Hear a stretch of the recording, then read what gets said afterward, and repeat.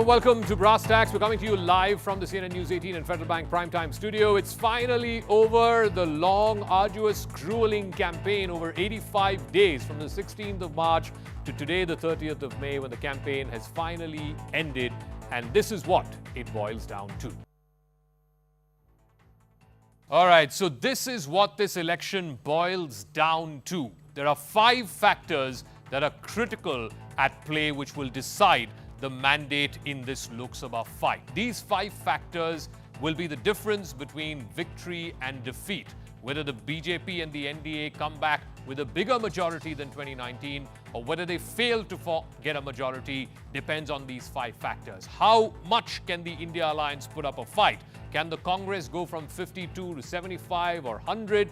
All of that depends on these 5 factors. So let's outline those 5 factors for you. Factor number 1, for the BJP, it is critical and it is quintessential, the deep sort of campaigns that the Prime Minister downwards have run in southern India. They have to make inroads in southern India. Can they open accounts in Kerala, in Tamil Nadu? Remember, in both those states, they had 0 in the last election.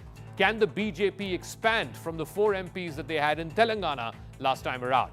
This time in Andhra Pradesh, for example, they have a formidable alliance with the TDP, the Janasena and the BJP. Last time in Andhra, there was no alliance. The BJP got 0 seats. So how much can they gain in southern India, excluding Karnataka? We'll come to Karnataka in just one second. So factor number 2, the other catchment area for the BJP is the eastern coast. Remember, we saw what the BJP did in 2019 in Bengal in particular. The BJP was the second largest party. It had 18 MPs. The TMC had 22. Similarly, in Odisha, it had 8 MPs. The BJD had 12. It has now established itself as the principal opposition party in both of these states. Can the BJP go past the TMC in Bengal and go past the BJD in Odisha? That is going to be a critical factor number 2. Factor number 3, the NDA, and particularly in some of those states where the allies are at play, what is the downside risk for the BJP and its alliance partners? Let's look at states like Maharashtra, for example. What is the downside? Because you have 2 new political formations. You have the Shinde Sena and you have the Ajit Pawar NCP. How much of a laggard will they turn out to be? Again, in Bihar, there's been this sort of musical chairs. Nitish Kumar was with the NDA, then joined the Gathbandhan, now back with the NDA. Will that cost the NDA in Bihar? Also in Karnataka, I mentioned this earlier, they won 25 seats, the BJP on its own last time around. Is there a downside risk in Karnataka and by how much?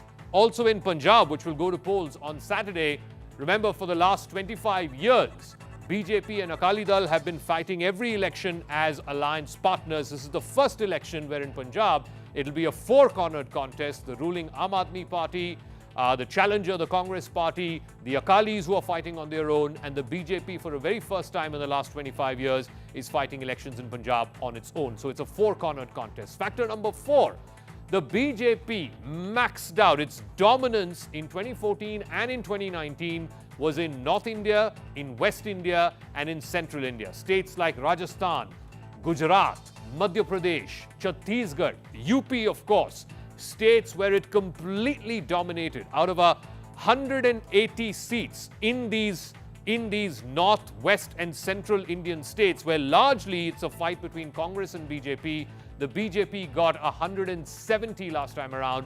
160 in 2014. Can it repeat the success? Also, in these North, West, and Central Indian states, there are 224 seats where the BJP had more than 50% vote share.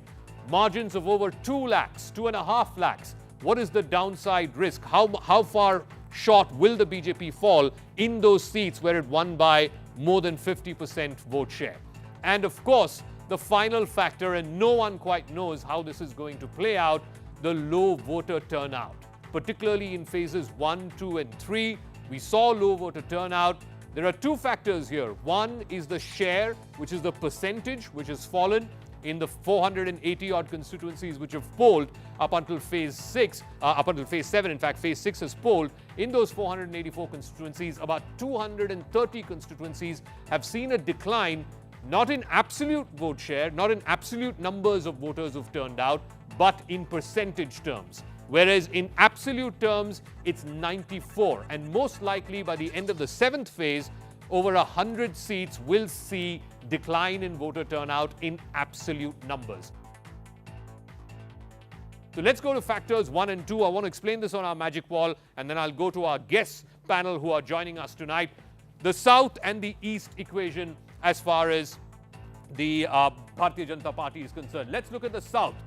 Where were they last time around? If you exclude Karnataka, where the BJP got 25 of its seats, the BJP had only 4 seats in Telangana, all of them in northern Telangana. It had 0 seats in Andhra Pradesh, 0 seats in Tamil Nadu, and it had 0 seats in Kerala. I want to quickly just run you through which are those 1 or 2 critical seats that the BJP is focusing on in these respective southern states. In Tamil Nadu, of course, all eyes will be on Coimbatore. It's a prestige battle. Their state president, Mr. Annamalai, is fighting a 2-way battle, in fact, a 3-way battle with both the DMK candidate as well as the AIADMK candidate. Then you have a constituency which the BJP has won in the past, Kanyakumari, where, of course, the Prime Minister is currently at the Vivekananda Rock Memorial. He's going to be there until the 1st of June. Pon Radhakrishnan had won this seat in 2014. He lost in 2019. He was a minister in the Modi 1.0 government in 2014. Let's go across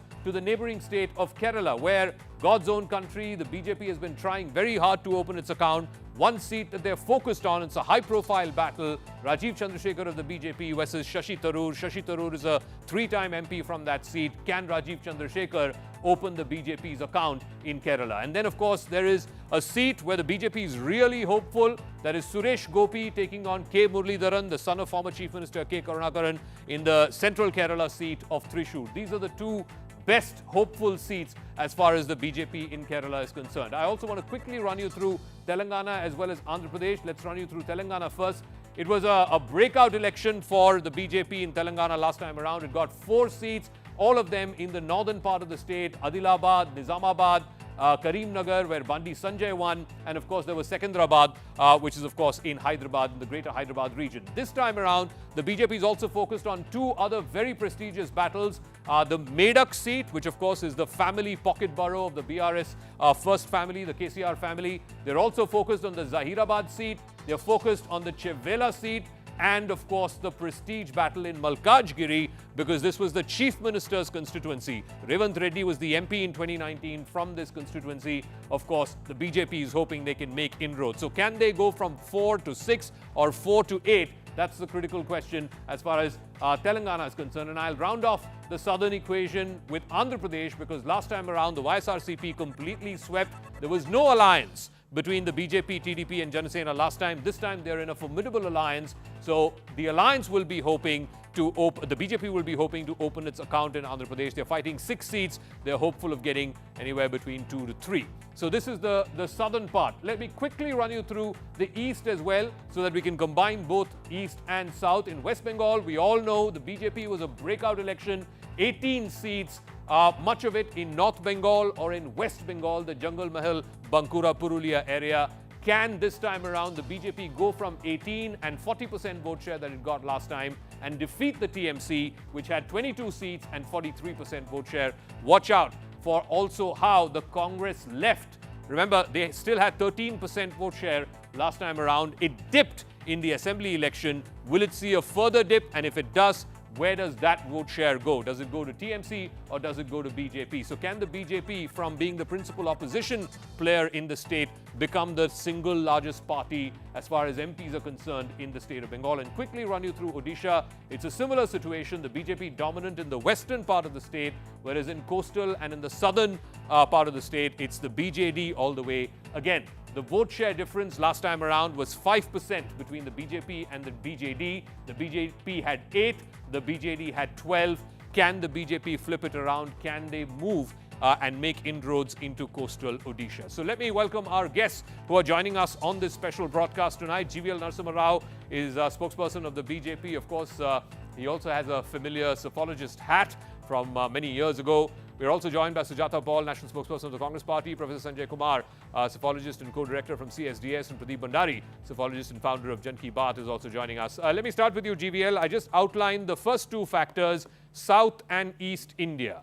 whatever the BJP may lose in states like Maharashtra or maybe Bihar or Karnataka, can it make up with inroads both in the south and in the east? Good evening to you, Jaka, and all the fellow panelists. We are really the target of 370 is based on our calculation that we will not only retain all the seats in the North India, unlike last time where we actually faced some reverses in the assembly polls.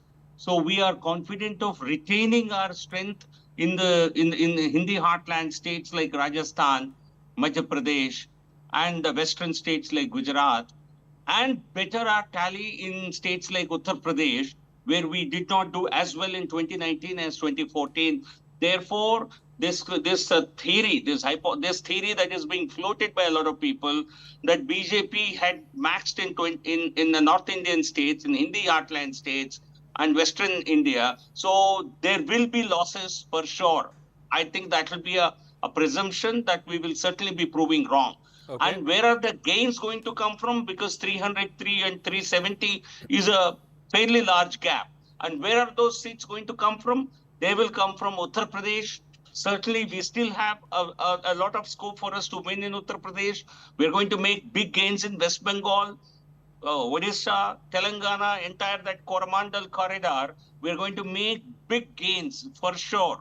So certainly that's how we are targeting to reach our 370 target. Okay. And we are confident of getting close to it, if not exactly surpass it. Okay, Sujata Paul, so whatever you say, whatever the BJP may lose, where it maxed out in states like Rajasthan or Madhya Pradesh or even Maharashtra and Bihar, where its allies played a critical role both in 2019 and in 2014, whatever it may lose, it will gain in newer territories, whether it is Bengal, Odisha, and of course the south, like I outlined, Kerala, Tamil Nadu, Telangana, etc. That is what GVL's contention is as well.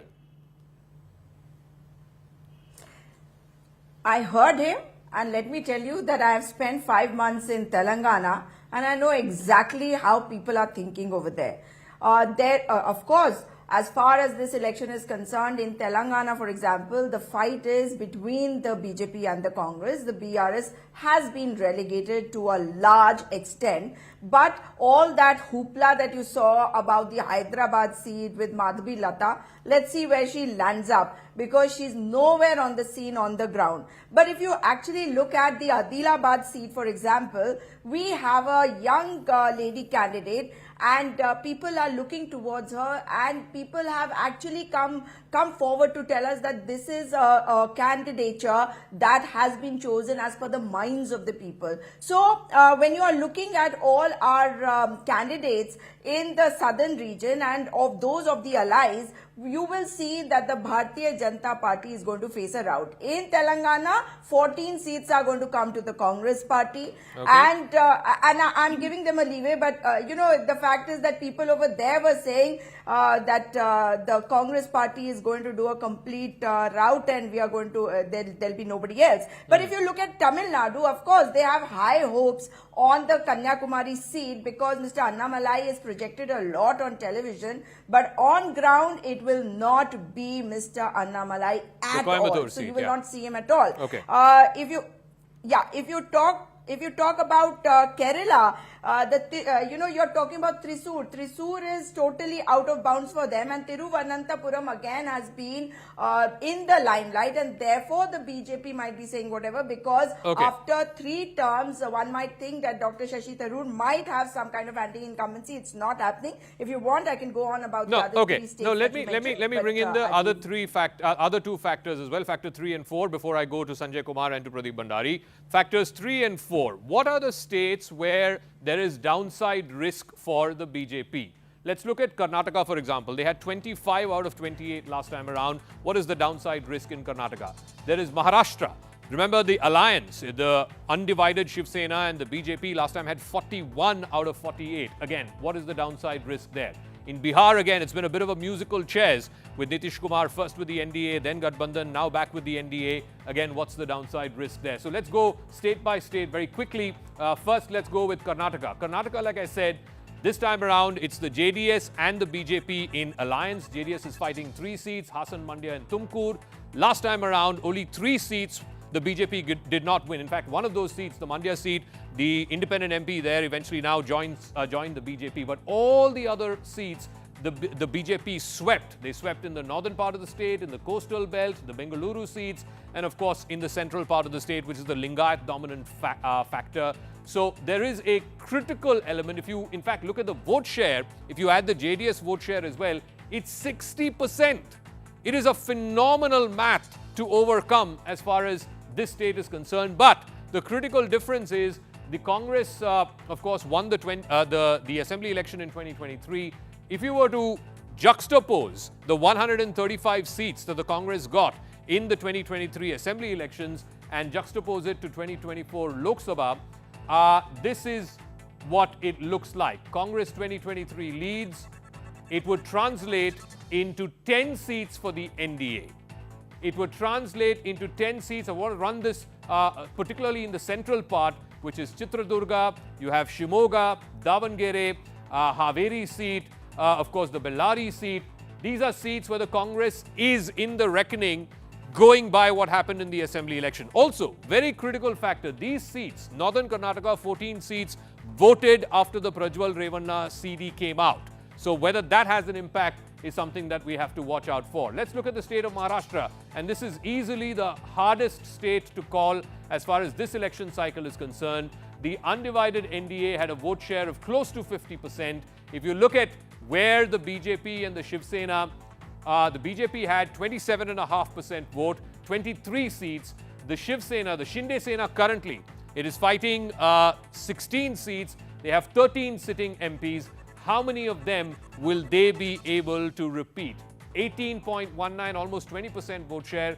The Ajit Pawar NCP, in fact, has just one MP, which is less than 1% vote share. So the game of allies here as far as the BJP is concerned. Whereas if you look at the Gathbandhan on the other side, their combined strength, 9 MPs. I'll just break that down for you. The combined strength currently is 5 to the Shiv Sena UBT, 3 to the NCP Sharad Pawar, 1 to the Congress, and the combined vote share is just about 40% or so. So Maharashtra is again a game of attrition, a game of alliances. Now, finally, Bihar, where again you have this revolving door politics that's happened in the last 5 years.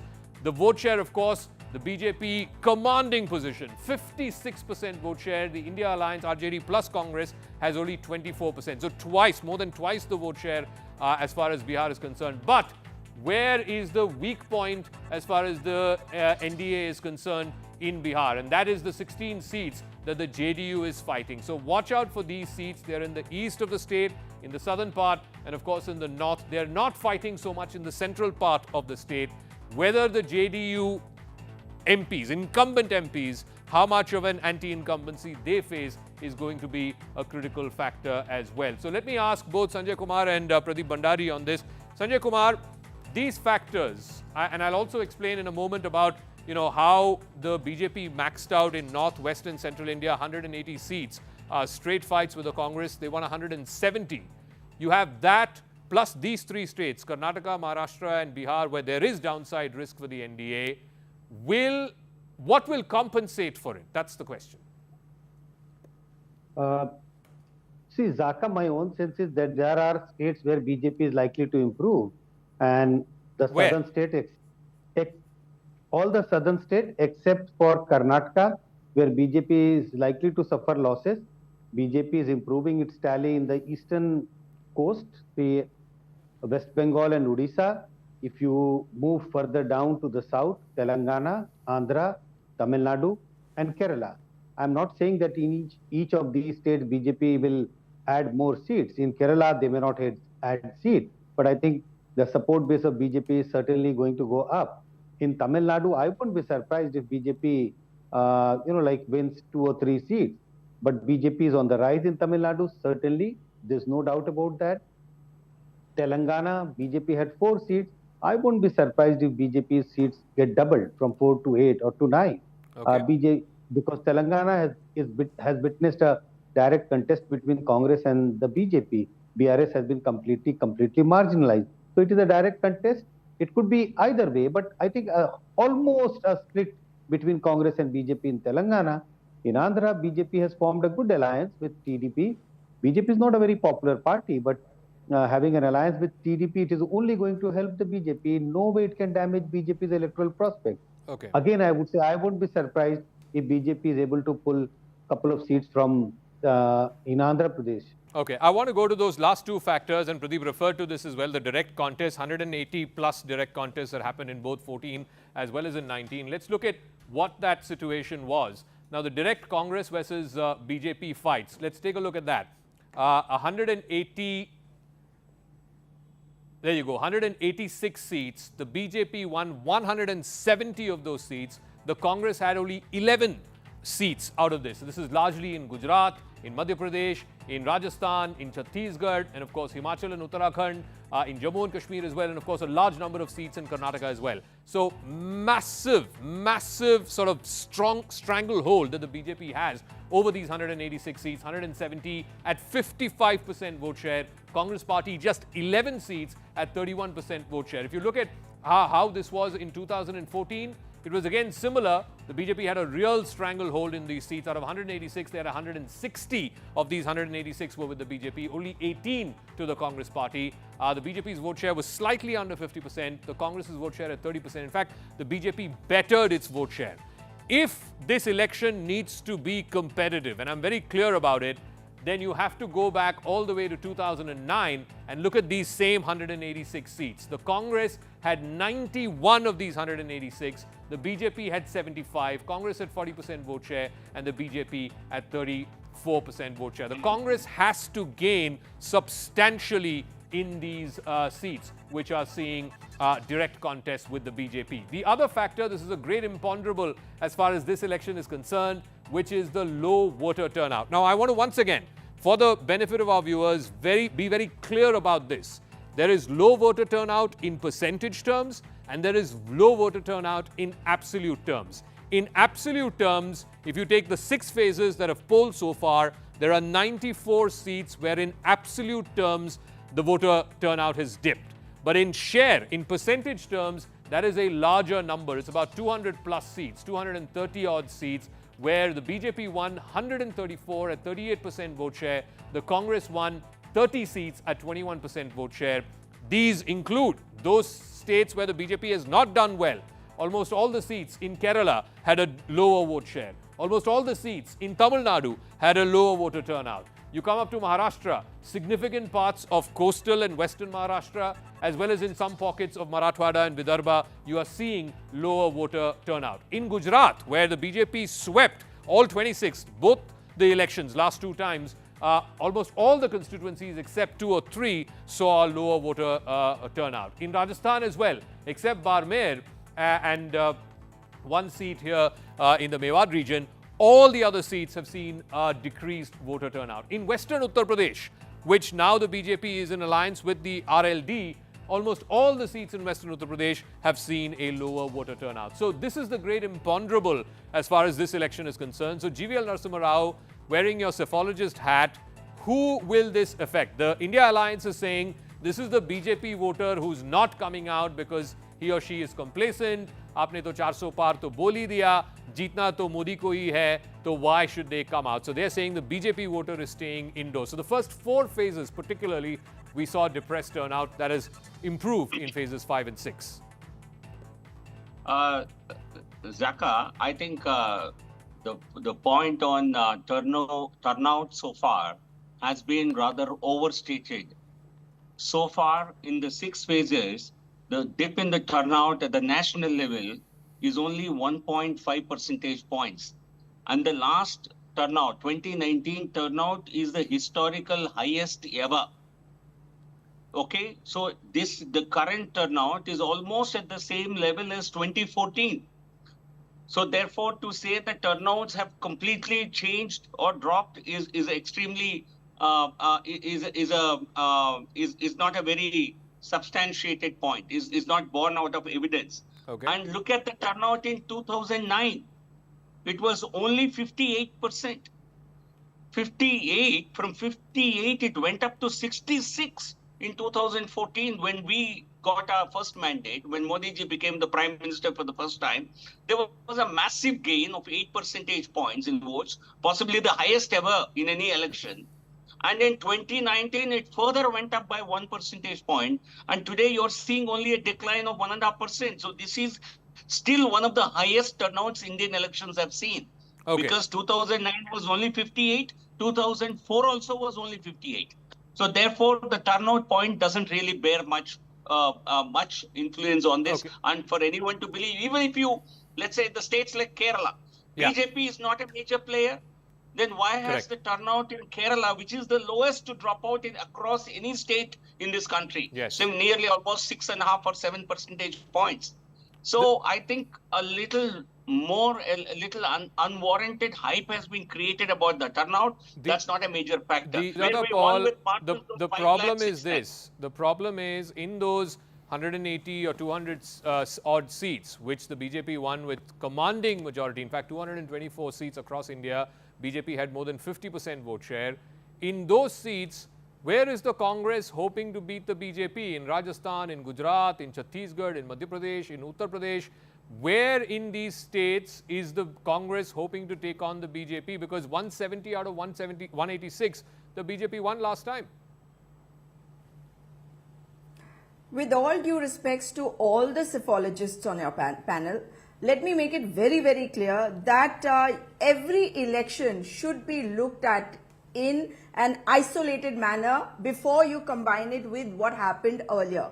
Because obviously, voting percentage over the years since independence has constantly increased. And this has been an endeavor of everybody that more and more people should come out and exercise their votes. They have Very had to quick, face lathi one-line charges instead of getting conclusion jobs. from both Professor Sanjay Kumar and Pradeep Bhandari. What is the one X factor you're looking out for, Professor Sanjay Kumar, on the 4th of June? A very difficult question, Zaka. What would be the one X factor?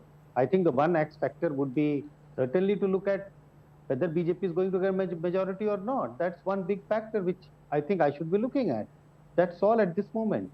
Okay, and so it doesn't matter whether it is 303, 315, 370, as long as they cross 272, it's a mandate. For me, that's the one big thing I will be looking at. Okay. Why I should be focusing only at 300 plus. Pradeep Bhandari, what is the one? 272 is the magic mark, Okay. so that's most important for me. One X factor that you're looking at, which could be the difference between victory and defeat? I think it's the M factor, the Mahila factor, Zaka, and this is the swing factor in this election. And this Mahila factor, the way the women of this country will vote, that is what the mandate will come towards. Okay, all right. We will know on the 4th of June. Thank you very much, GVL, Sujata Paul, Professor Sanjay Kumar, and of course, Pradeep Bhandari for joining us. We, of course, are excited about our exit poll, which will start at 5 p.m. on Saturday, the 1st of June. You'll be joining me, Rahul Trivshankar and Anand Narasimhan. 5 p.m. our coverage starts. And of course, from 6:30 onwards, which is the Election Commission mandated time, we'll be giving you the details of state-by-state breakup of who is leading where or who is winning where. So that coverage starts 5 p.m. In the meantime, if you've been tuned in, thank you very much. On the other side, we have an exclusive sit-down interview with the Finance Minister, Nirmala Sitharaman.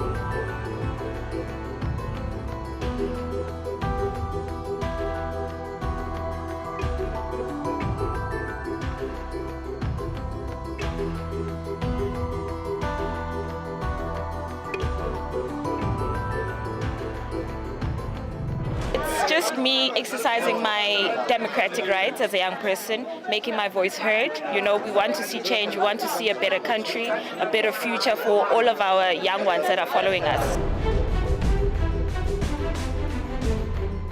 Well, always with a vote, you always anticipated the change must come. And so I anticipate that changes will happen. It's always good to vote. Vote for the right party, vote for your choice, vote for your conscience.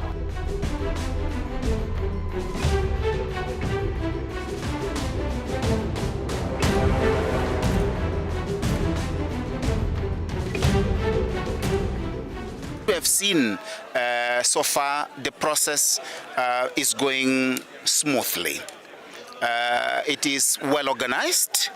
People are turning in numbers. You can see the law and order enforcement, they are out there to make sure that people are confident enough to come in and exercise their right. We have reports of machines that are not working in some areas of Mpumalanga, and their solutions are being found where people are giving the chance to vote manually.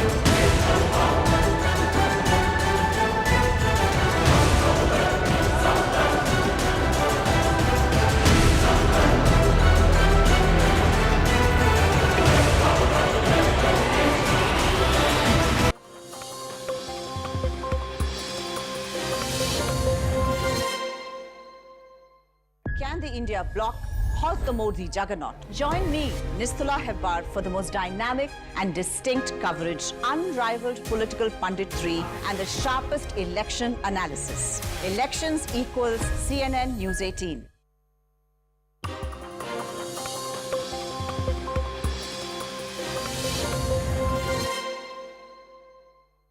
Presented by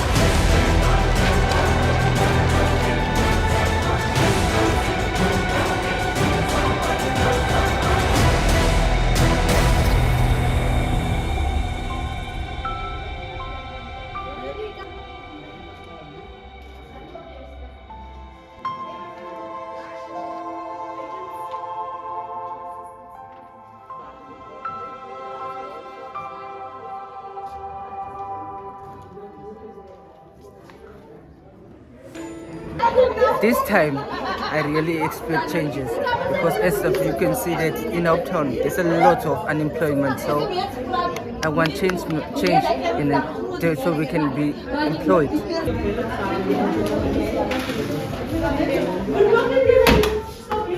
I voted for ANC and I expect any changes, but with the current situation in our town, I'm more satisfied. That's why I voted for this party, who cares for its people, who's always there when we need them.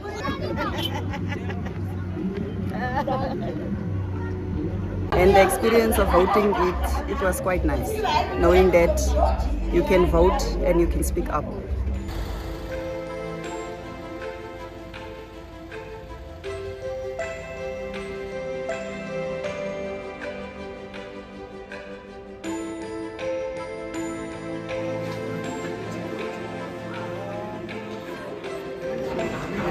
I voted for the EFF, and that's because I need fresh minds in Parliament, a fresh way of thinking, and the change that I would like to see is basically moving forward.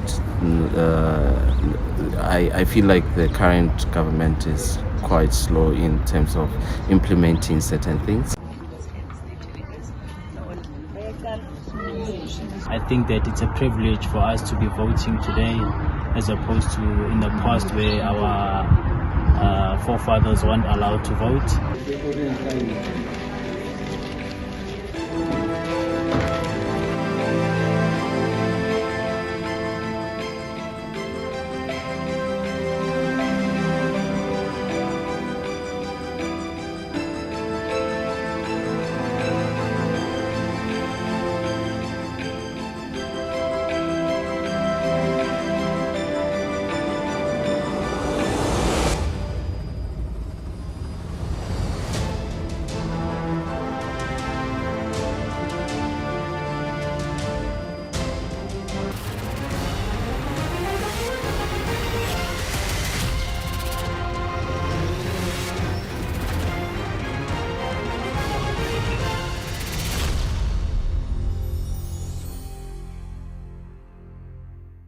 So the long election campaign is nearing an end for Lok Sabha elections 2024, and today we are joined by Union Finance Minister, Senior BJP leader Nirmala Sitharaman ji. Ma'am, thank you so much for joining us on Network 18. I'll start off with some good news. For the first question, the S&P global ratings, which have just come and revised outlook on India from stable to positive. Do you think this is a good omen for Modi 3.0 if NDAs want to par on June the 4th? Yes, undoubtedly it's a big good omen, and big good omen for Prime Minister, for the country, for the economy. And the reasons they've put out more than clearly explains why an economy needs a visionary leadership. A leadership which takes care of inclusion, brings everybody who requires that hand-holding and empowerment, and at the same time keeping fiscal prudence, making sure that expenditure goes for asset creation and not for revenue expenditure, which is expenditure or money given for not asset creating expenditure but consumption expenditure, which sometimes can be good, but it cannot be to that scale as you would want. So the consistent emphasis of the Prime Minister that we should spend money in building infrastructure, putting more money for that, and ensuring quality expenditure happens. You've given money and you don't care how it is getting completed. So it has so many different governance message. And these are not my explanations. S&P themselves have said as a justification to why they have changed the grade, and also have shown that in the next 24 months, every chance of us being given a better grade. Ma'am, while the opposition leaders are still trying to figure out what they should do, this is a government which is talking about its third term, talking about the fact that you have a 100-day agenda in place. What would be the topmost priorities of the government, given the fact that the Prime Minister has emphatically said that when the government comes back to power, then we look at becoming the world's third largest economy? Undoubtedly, the 100-day agenda is more to immediately get going with work that can be delivered within the 100 days or that can be initiated within the 100 days, so that within a year and within a year or two we do many things, so that the first major step towards Viksit Bharat, which is 2047, our deadline is 2047, it need not wait till 2047, we can even achieve it even earlier, but for which the first main step should be that we work towards getting India to the third largest economy status. If within 10 years you saw from a fragile 5, we've come to top 5, and therefore the effort now is to see how best we can reach at the earliest the third largest economy status. So the 100 days work plan is really putting on our skates and moving really towards delivering and building the steps towards Viksit Bharat. How would you see the markets reacting post June the 4th? Because there's a lot of speculation that it could, will be the scale of the win. And do you think, are you confident about the Prime Minister's slogan of abki baar NDA 400 paar? Do you think that aim is very much on track? About the markets, I like to say two things. Markets go on very many different factors, domestic being very importantly one of them. But in a global situation where there's so much of volatility all around the world, and where big economies which actually make up for the biggest markets for very many emerging economies to export their products, almost signs of recession setting in, and if they're lucky, they are going to come out of it. But never mind, the volatility globally is a very big issue. So if the markets were to look at these factors and then perform, they have the domestic market as a sharp contrast to the uncertainty of what prevails outside. And therefore, certainly Indian stock markets have a lot to celebrate, and they have been showing in the last 6 or 8 months. Equally, markets have their own wisdom in seeing what is going to make an economy sound, stable and predictable in a way, given a minimum level of uncertainties. And also they want government to be stable. They don't want unstable governments, which are the normal products of coalition government, except for once, even in spite of small coalition. I mean, a big coalition, somebody like Atal Bihari Vajpayee was able to keep up the balance and take us forward. But normally uncertainty is high, probability of volatility is very high when there is no single majority government in place. Indian people have been in the last 2 elections giving that single majority for Prime Minister Modi, and as a result a stable government has been in place, which gives predictable policies, predictable and consistent tax framework. All these matter to the stock markets. So if there is going to be, and there will be, that's my confidence, a good result coming for BJP on the 4th, it indicates stability, people standing by a good majority infused government, and that will mean good message for the stock market, and therefore it can really go up. It will be a solid bull's market then. Ma'am, you spoke about 2014, you spoke about 2019, the mandate only got bigger in 2019. Now the push for 2024 is even bigger. 400 paar is like what the Prime Minister really said. Now your party is mostly, you've kind of reached the pinnacle as far as the north part of the country is concerned. Will South be the story of the 2024 elections for the BJP? And secondly, ma'am, when the Prime Minister decides to go on a meditation spree, for a day, opposition mocks his meditation spree, and in fact the Congress party has even gone up to the Election Commission. 2 things which are very important and you've raised. When discussions happen on 400 paar, the general tendency is to say, North you have reached a saturation, will you make it up in the South now? We forget the East. Bengal and Orissa are going to be seeing big changes this time. Bengal, we are very sure that BJP's performance will be remarkably well. And Orissa too, we think we'll be making up in big numbers. So South will do well, and for all the logically a lot of people saying, no, you may have to lose a few seats in Rajasthan, a few in Uttar Pradesh and so on. Those few, I think, are more than enough made up by the successes in Bengal and Orissa. And the South, of course, in all the southern states put together, like the Home Minister repeatedly says, we will be the single big party. Ma'am, what do you have to say about the controversy that the opposition is creating about the Prime Minister going for, meditation for 24 That's right. hours? Yeah, the second part of your question earlier was that,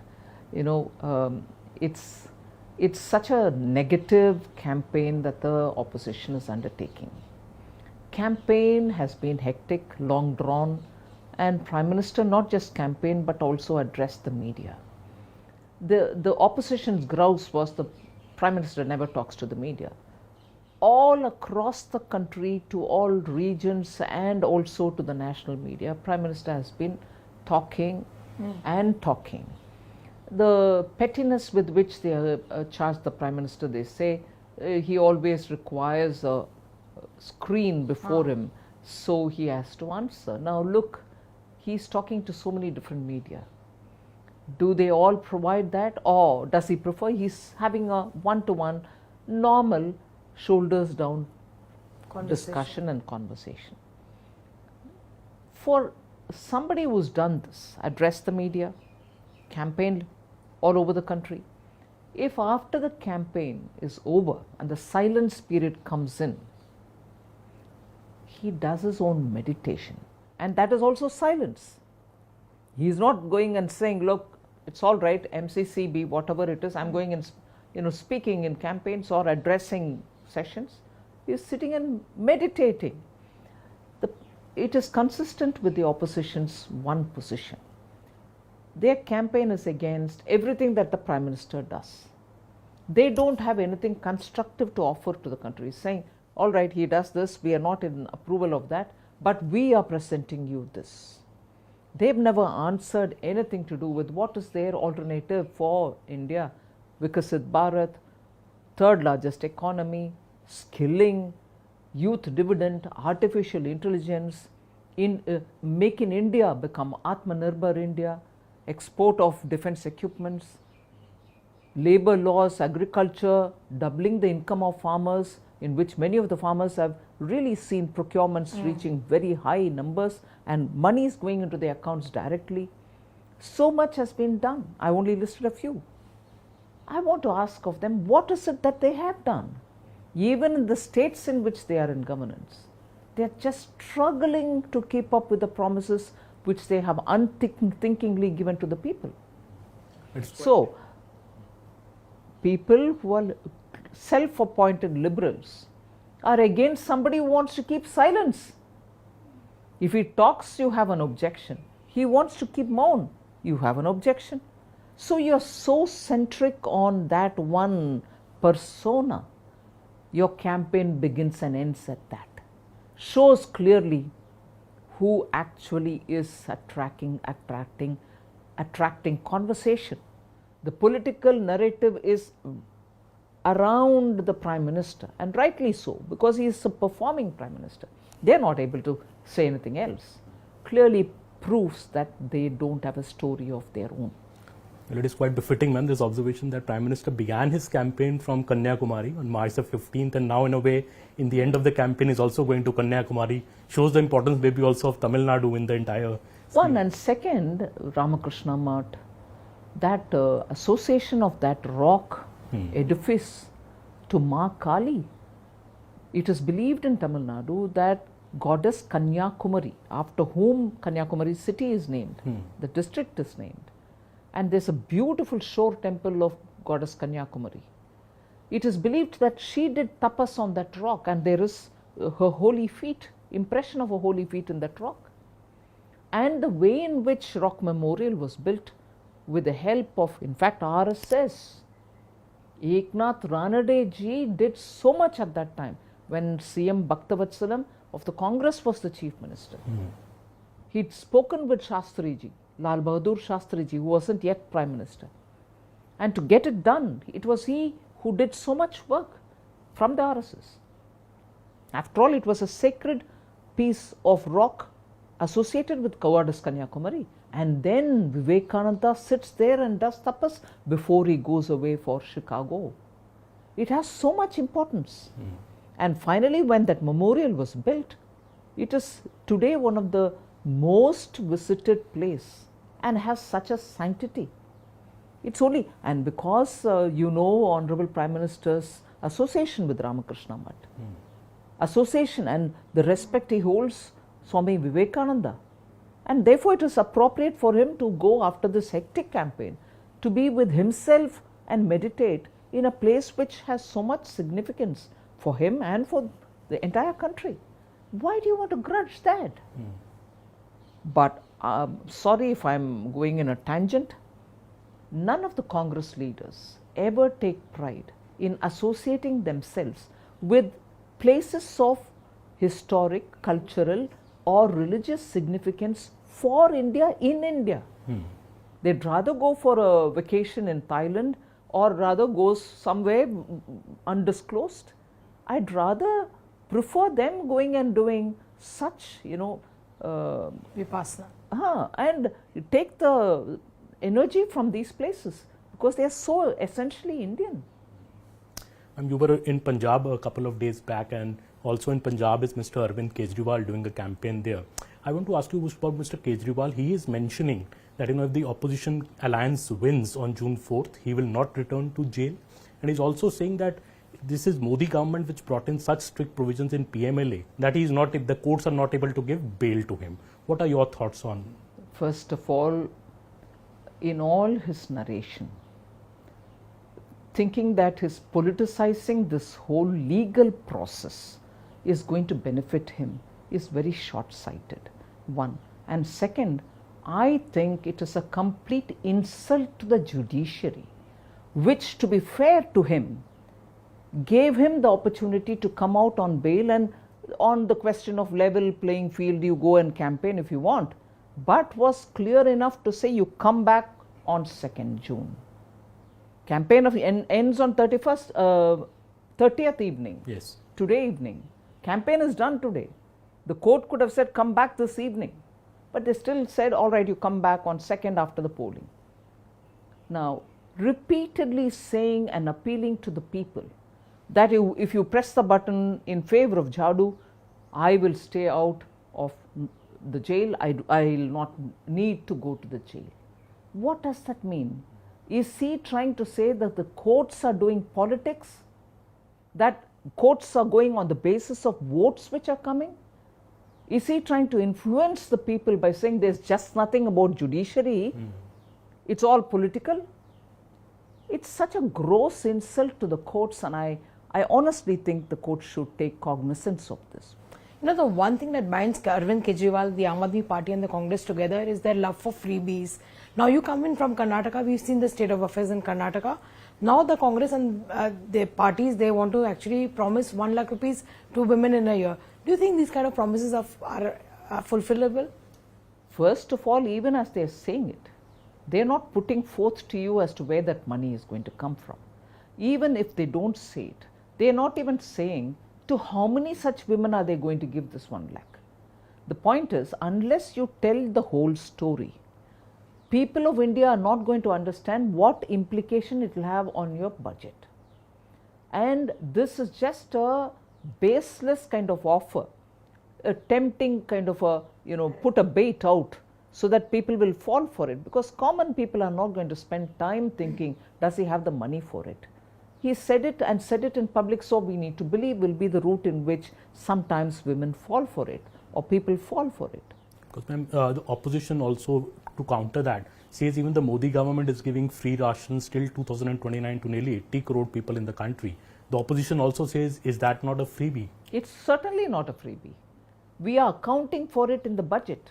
We are stating this is the number of people who will get it, this is the cost of it, and we do not want the state governments to bear any 1 paisa for it. We are not burdening the state governments with a scheme which Prime Minister strongly believes in, because he doesn't want the poor to suffer without food grains being available to them. But that promise, he is not shifting the blame onto the states or responsibility onto the states. He is not even asking them to lift it from FCI Godon, giving truck charges over fuel to the trucks or driver's salary. Entire expenditure is borne by us. Now, if that is the way you do, with budget being clearly allocation made in the budget, and with that allocation you are able to run it, go to the assembly, show it, like we go to the parliament and show it. No, but what they do is give the promise, start sort of implementing it, and realize they don't have the money for it, and then keep blaming Prime Minister Modi, saying, you're not giving me money, I'm not able to implement it. Did you discuss with us and say, no, I'm going to implement this? You got the vote, you implement it, you perform. That's the difference between what Prime Minister Modi, in the name of the food grain, is giving and fully budgeting for it. Yes. You've spoken about this very effective scheme in the government. Now we're talking about 10 years of Modi government, and you've been as a minister in some capacity or the other as well. Now after 10 years, when everybody will be searching for answers of how to cut anti-incumbency, why do you think Prime Minister Narendra Modi has pro-incumbency looking at him? I think, see, the current generation, say 3 generations which are living approximately, have only seen in India, the third generation, the youngest of the generations, may have not seen that India when people had to wait in queues to get even your basic necessity. When promises were made about poor will get houses, poor will get electricity, were not fulfilled. So the senior most generation and the one next to it has seen that India where promises were made, nothing was delivered. Similarly, they have seen an India where one industry, one corner of the country would come in and everybody will aspire to go there and do some business around it or work for that company. Second. Third, they've also seen an India where, in spite of that immense potential, our children were only going outside to get their jobs or probably even not acquiring that kind of degree. What the current generation, which had not seen that India, is seeing is as much as the opportunities as available outside, they are able to get here. Yes, the temptation of wanting a foreign degree is there, they go, but they come back, become a startup here, and the versatility with which the innovations can be made. Youngsters are seeing that that can be commercially scaled up even within India. Your 3D today, printing technology has resulted in such quick infrastructure building. And similarly, your agriculture is getting fascinatingly commercial because they are able to get millets to our tables because of semi-processing and so on. So the younger generation is able to see that the seniors in their family had to wait for basic necessities, which is not the case today. They are also seeing that in some areas like digital public infrastructure, in innovations, in very many things, artificial intelligence, we are leading the way globally. So opportunities lie here. They are able to see the sharp contrast that India has achieved in the last 10 years. That is why no anti-incumbency, on the contrary, pro-incumbency. Last question, ma'am. June 4 is very near us. So opposition is already talking about EVMs. Opposition is already talking about turnout levels by raising fingers at EC. Do you think excuses are getting ready for June 4th? I think I would be concerned and worried about it. It is just not excuse. Look at the way in which so many different forces are all coming together and also probably receiving implicit support from the Congress party, from the communists, to delegitimize this election process and results of this election. They want to deny Prime Minister Modi, at least from their end, they think they are denying victory. People of India have chosen somebody. People of India have chosen which party has to come to power.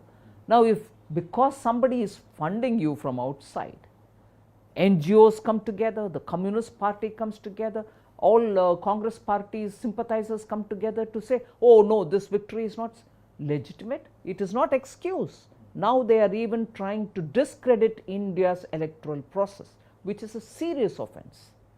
If they won in Karnataka or in Himachal Pradesh, they didn't have an issue with it. They don't like Prime Minister Modi since his days of Chief Minister Gujarat, and now they've crossed all decency, levels of decencies. All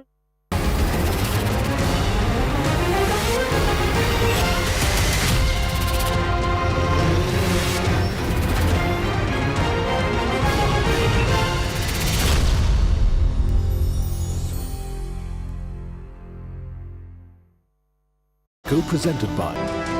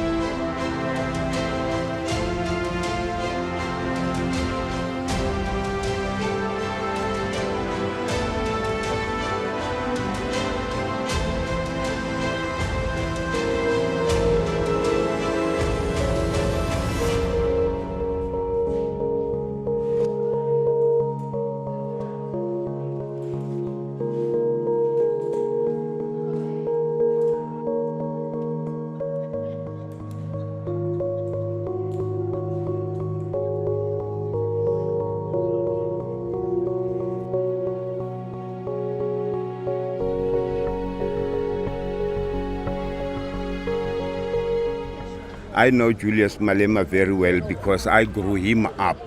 So I'm very certain that he's the only one that can make it, because we've been talking about this all along. Every time while he's here at home, we sit down, we talk, so I can understand very well that my sister's son is going to lead this country very well. Everybody will be quite happy.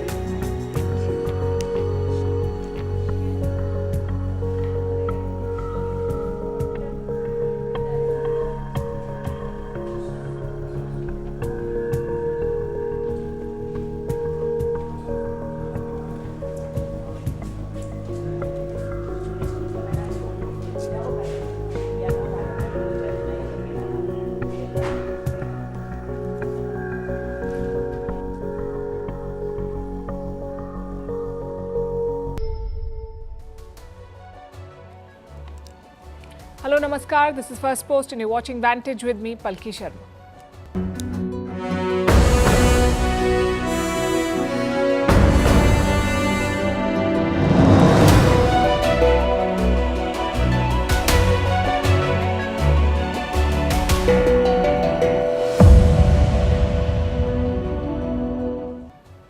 Israeli forces have captured Gaza's border with Egypt. Will this trigger a new showdown? Iran's leader Khamenei has reached out to protesting American students. He's praising them and asking them to read the Quran. We'll tell you why. Meanwhile, NATO is worried about its eastern flank. Apparently, it has only 5% of the capability to protect it from a Russian airstrike. On the other side, the Russian economy is going strong despite Western sanctions, and Western businesses have made a U-turn. They're not leaving Russia anymore. In India, the debate over Delhi's record high temperature continues. Did it really cross 52 degrees? The weather department is investigating. In Africa, 435 tons of gold were smuggled in 1 year. A new report shows how rampant this practice is.